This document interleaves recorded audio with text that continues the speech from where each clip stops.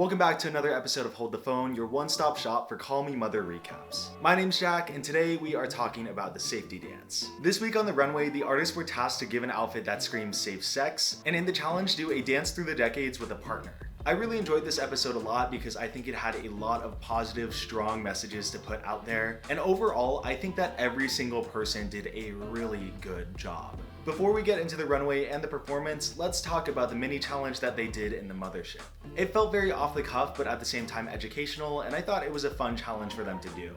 In the end, there were two winners and they each won $500, which honestly, keep hooking them up guys, that's awesome. Right after the mini challenge, they are introduced to the main challenge of the episode, and we find out pretty quickly who are the strong dancers of the group and who's gonna do well in the challenge. During the mothership run through this week, we actually got Landon there to help the artist out, and let me tell you, he is amazing. And also Farah too. This Gunkle and this Auntie are two of the sweetest people to ever grace our screens. Landon gives such a unique perspective because obviously he's a drag king, but even then his artistry has grown so much beyond that. There's just such a unique and well-realized understanding to all of his drag, and he can really help basically any artist in this competition.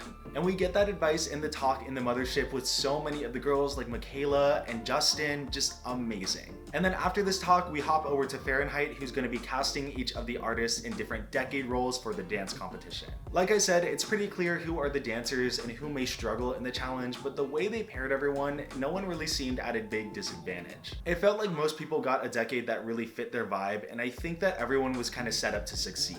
We then pop over to choreography, and it's clear the person who's struggling the most is Seance.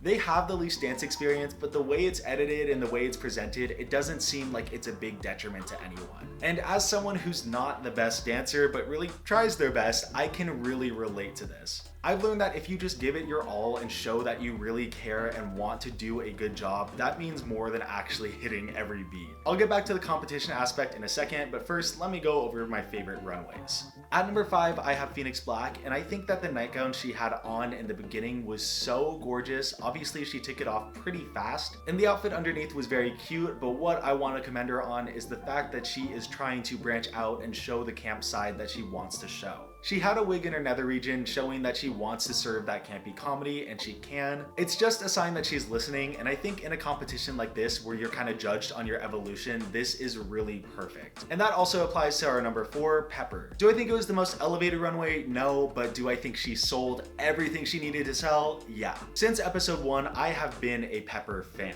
I loved her concept from the runway last week, and I do understand what the judges were saying, and it's clear that she's listening and wants to improve her presentation, and I think she did a great job here. And she's just one of those queens that exudes this natural confidence that can really take her far in the competition regardless of whatever she's presenting.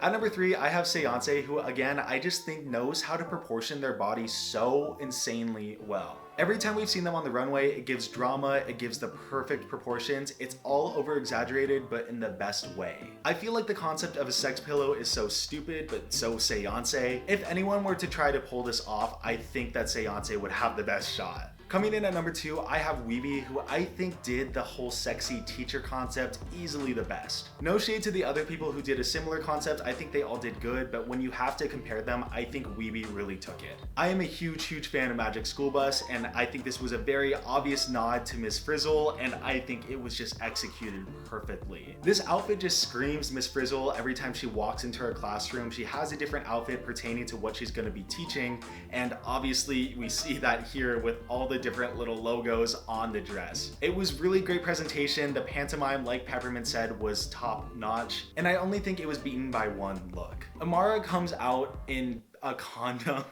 This is such an interesting concept, and I think Amara executed it so well. The makeup, just the way it's proportioned, it's perfect. Every week I've been impressed by Amara's runway for how polished they are, and I didn't really expect this type of runway from her, but I am so glad we got it. But now let's move on to the performance. Honestly, I do think that everyone did really good. Even someone like Seance, who struggled just a little bit, held it together, and it didn't take away from the performance at all. I think my favorite decade had to be either the 50s or the 80s because I think all 4 of these competitors just did a perfect job. I'm a huge sucker for Grease because I did it in high school, so I've always really gravitated towards that aesthetic and era, so if I had to pick a favorite, I think it would be the 50s. I just love what Justin did. You got what they were doing with each of their outfits, but I think with the 50s, as soon as they turned that corner, you were like, oh, you got it. You got it. I think my favorite performance of the night though had to go to Michaela. Like what the judges were saying, I think her and Phoenix weren't really on the same level of energy. They were giving different vibes. And I did like Phoenix's vibe, but I think Michaela's just fit the category a lot better. I love ballroom, I love Vogue, and you could really tell that Michaela loves it too. In the end, we have another really close race, but the House of Harmony comes out on top, and I think rightfully so. Did all three of them serve sexy teacher on the runway? Yeah, they did, but I think they all did a really good job with it. And as for the performance in the challenge, I think all three of them really killed it as well. The House of Dulcet lost by 1 point, and the House of Glass was behind by, I want to say, 3 points. So again, very close and a testament to how much talent there is on this season. Also, I'm saying both Dulcet and Glass because they are eliminating 2 contestants again. I just hope that next week it's only 1. Guys, please, if you are going to have 15 contestants on, I expect all of them to stay around for a good portion of time, not have half the cast be gone at this point. When I started talking about the recaps, I was so excited because I was like, yes, there are more contestants coming on. That means more episodes and more fun. But now they're cutting like half of the cast, and that means that they're having around the same amount of episodes. So I'm like, why even do that? I feel like people are just gonna get overshadowed at this point, and I don't understand why. Of course, I do really love the cast regardless of how many episodes they were on, but for this episode, unfortunately, we had to say goodbye to both Maya and Seonse. For Seonse, I think it made sense because they've been serving on the runway this whole time, but for this specific challenge, they did struggle the most. And I also think it does make sense for the choice of Maya here too. I've been a big fan of Maya and I loved her runways, and obviously she couldn't really predict what runway was gonna come right after the last one. But in the last episode, she got the critique that she was tripping on her garment, and she kind of tripped again here too, so it was just kind of unlucky. So it seemed like she wasn't really listening when that's not true. She just couldn't really edit her outfit in the time that she had. But unfortunately, I do think that it was the right choice. The people I'm looking out for are still kind of the same as the past couple weeks, but I think specifically this was a really strong episode for both Justin and Jenna.